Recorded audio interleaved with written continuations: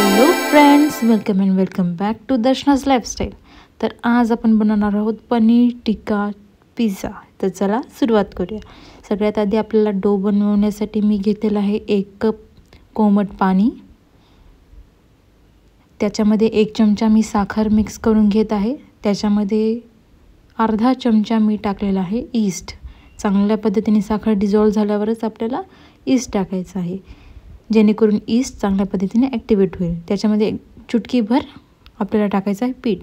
याला चांगल्या पद्धतीने हलवून घ्यायचं आहे आणि झाकण लावून एकदम गरम जागी 10 ते 15 मिनटं ठेवायचं आहे. तुम्ही पाहू शकता ईस्ट चांगल्या पद्धतीने ॲक्टिवेट झालेला आहे. त्याला दुसऱ्या बाउलमध्ये टाकून घेत आहे. त्याच्यामध्ये मी मीठ आणि थोडीशी साखर टाकलेली आहे. त्याला चांगल्या पद्धतीने मिक्स करून यामध्ये 2 कप मी मैदा टाकलेला आहे.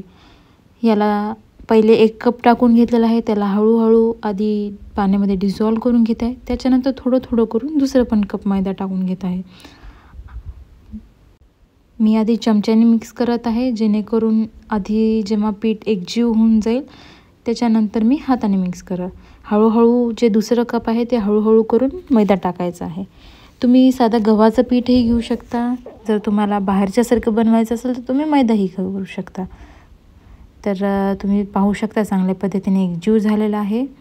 याला मी बाजूला काढून घेत आहे. त्याच्यामध्ये थोडंसं ऑलिव्ह ऑइल टाकत आहे, जेणेकरून हे पीठ खाली चिपकू नये आणि हातालाही चिपकू नये. त्याच्यानंतर थोडं पीठ घेतलेलं आहे आणि थोडं हातालाही लावून घ्यायचं आहे, कारण की हे जे डो राहते ते थोडं स्टिकी राहते, थोडं चिपकत राहते. त्याच्यामुळे थोडंसं तेल टाकलं की खाली कसं चिपकणार नाही. तुम्ही पिठाचाही वापर करू शकता. ह्याला 10 ते 15 मिनटं चांगल्या पद्धतीने मसाज करून हे पीठ एकजीव करून घ्यायचं आहे आपल्याला. जर तुमच्या घरात लहान मुलं वगैरे खाणार असतील, ज्यांना मैदा वगैरे जमत नसेल, तर तुम्ही गव्हाचं पीठही टाकू शकता. हे प्रमाण एकदम ॲक्युरेट आहे, जेणेकरून तुमचं पिझ्झाचं जे डो आहे ते एकदम परफेक्ट बनेल. तुम्ही याच पद्धतीने करून बघा. त्यानंतर हे चांगल्या पद्धतीने एकजीव झालेलं आहे पीठ. त्यानंतर मी एका बाउलमध्ये थोडंसं ऑलिव्ह ऑइल टाकलेलं आहे. त्याच्यानंतर जे आपलं पीठ एकजीव झालेलं आहे पिझ्झाचं ते टाकून घेत आहे. थोडंसं तेल लावत आहे, वरूनही टाकत आहे, जेणेकरून इकडे तिकडे पीठ चिपकू नये. त्याच्यानंतर ह्याला झाकून मी चांगल्या पद्धतीने 3 ते 4 घंटे ठेवलेलं आहे. जोपर्यंत आपलं डो जे आहे ते डबल साईजमध्ये होत नाही तोपर्यंत आपल्याला ह्याला गरम जागी ठेवायचं आहे बाजूला. तुम्ही पाहू शकता चांगल्या पद्धतीने ईस्ट जे आहे ते ॲक्टिवेट झालेलं आहे आणि जे डो आहे ते एकदम चांगल्या पद्धतीने फुललेलं आहे. तुम्ही पाहू शकता जे डो आहे ते डबल साईजनी झालेलं आहे. हे जे पीठ घेतलेलं आहे आपण 2 कप घेतलेलं आहे. हे 3 ते 4 जणांना पुरण्यासारखं आहे. जर तुम्ही मोठे बनवत असाल तर 4 बनतील आणि जर छोटे बनवत असाल तर ह्याचे पिझ्झा 6 बनतील. तुम्ही पाहू शकता डो एकदम सॉफ्ट झालेला आहे. त्याला मी आता कापून घेत आहे. ह्याला थोडंसं पीठ लावत आहे, जेणेकरून डो इकडे तिकडे चिपकू नये. जर तुम्ही मोठे पिझ्झा बनवत असाल तर ह्याचे मोठा 4 बनतील. मी ह्याला चांगल्या पद्धतीने हाफ कट करून घेतलेला आहे. तुम्ही पाहू शकता एकदम सॉफ्ट डो राहतो ह्याचा. थोडंसं पिठाचा वापर करायचा आहे, जेणेकरून ते इकडे तिकडे चिपकू नये. मी ह्याला 4 इक्वल पोर्शनमध्ये कापून घेतलेलं आहे. ह्याला चांगल्या पद्धतीने मी चाकूला पीठ लावत आहे, जेणेकरून हे जे डो आहे ते चाकूला चिपकू नये. पिठाला हे असं चपातीसारखं गोल न करता खालच्या पद्धतीने फोल्ड करत आपल्याला मसाज करायचं आहे. पाहू शकता चांगल्या पद्धतीने गोल झालेला आहे. अशाच पद्धतीने मी सगळ्या 4ही पिझ्झाच्या ह्याला पीठ लावून मधल्या पद्धतीने फोल्ड करून घेत आहे. तुम्ही पाहू शकता असं मध्ये फोल्ड करायचं आहे. त्याच्यानंतर आपण पिझ्झाची जी टॉपिंग आहे पनीरची त्याला मॅरिनेट करत आहोत. सगळ्यात पहिले मी तेल घेतलेलं आहे. त्यानंतर चिकन तंदुरी मसाला घेतलेला आहे. त्यानंतर चिली फ्लेक्स, ऑरिगॅनो आणि थोडं मीठ टाकून याला मॅरिनेट केलेलं आहे. ह्याला बाकी जास्त मॅरिनेशनची गरज नाही, फक्त थोडे मसाले लावले तरी एकदम टेस्टी लागते.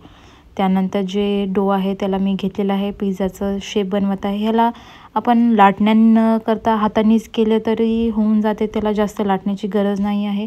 मधल्या पद्धतीने बोटांनी थोडंसं प्रेस करायचं आहे, जेणेकरून डो ह्या थोडंसं पसरट होईल आणि थोडं हाताने स्ट्रेच करायचं आहे.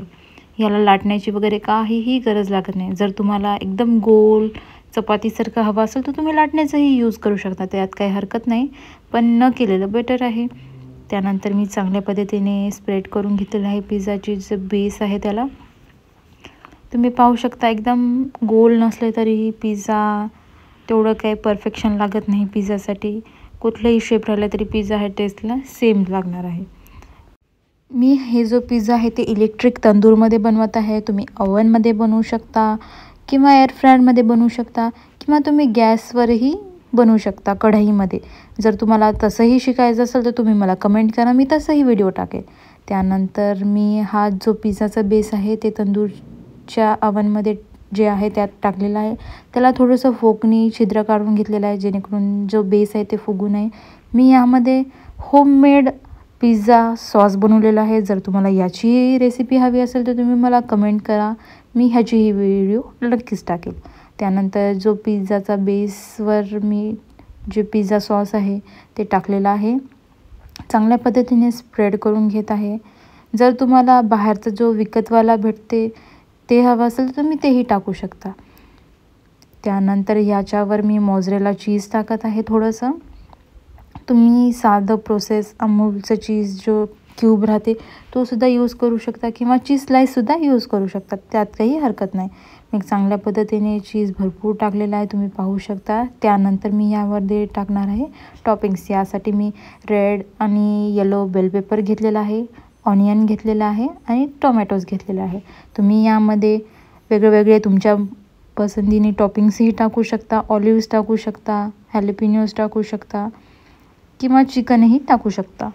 जर तुम्हाला चिकन पिझ्झाची रेसिपी हवी असेल तर तुम्ही तेही कमेंट करा, मी नक्कीच तोही व्हिडिओ लवकर टाकेल. त्यानंतर मी यामध्ये जो पनीर जो मॅरिनेट केलेला आहे ते सुद्धा टाकून घेत आहे. तुम्ही याच्या जागी चिकन किंवा तुम्हाला हवी ती टॉपिंग टाकू शकता. त्यानंतर मी पाहू शकता थोडं अजून चीज टाकलेलं आहे. त्यानंतर थोडं ऑरिगॅनो टाकलेलं आहे आणि थोडंसं चिली फ्लेक्स टाकलेलं आहे. जर तुम्हाला तिखट जास्त हवं नसेल तर तुम्ही चिली फ्लेक्स तुमच्या हिशोबानुसार कमी जास्त करू शकता. त्यानंतर ह्याच्यावर मी थोडेसे बेजल्स टाकलेले आहे. जर हे नसेल तरीही चालते, हे ऑप्शनल आहे. असावंच म्हणून असं काही नाही. तुम्ही पाहू शकता आपलं पिझ्झा तंदूरमध्ये जाण्यासाठी तयार आहे. मी ह्याला प्रीहीट केलेलं होतं 5 मिनटासाठी. त्यानंतर मी 5 ते 7 मिनटं ह्याला ठेवलेलं आहे. तुम्ही पाहू शकता आपलं पिझ्झा तयार आहे. खाण्यासाठी एकदम टेस्टी लागतो, डॉमिनोजपेक्षाही चांगला लागतो आणि होममेड असल्यामुळे आपल्याला माहिती आहे आपण यामध्ये काय टाकत आहोत. तुम्ही मैद्याच्या जागी गव्हाचाही यूज करू शकता. तुम्ही पाहू शकता चीज पूल काय भारी आलेला आहे. हा पिझ्झा तुम्ही घरी एकदा नक्की ट्राय करा आणि मला सांगा कसा वाटलेला आहे.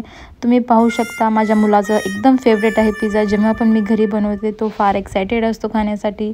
आणि आतापर्यंत जर व्हिडिओला लाईक केला नसेल तर लाईक करा, कमेंट करा व्हिडिओ कसा वाटला आणि सबस्क्राईब करायला विसरू नका. Thank you for watching.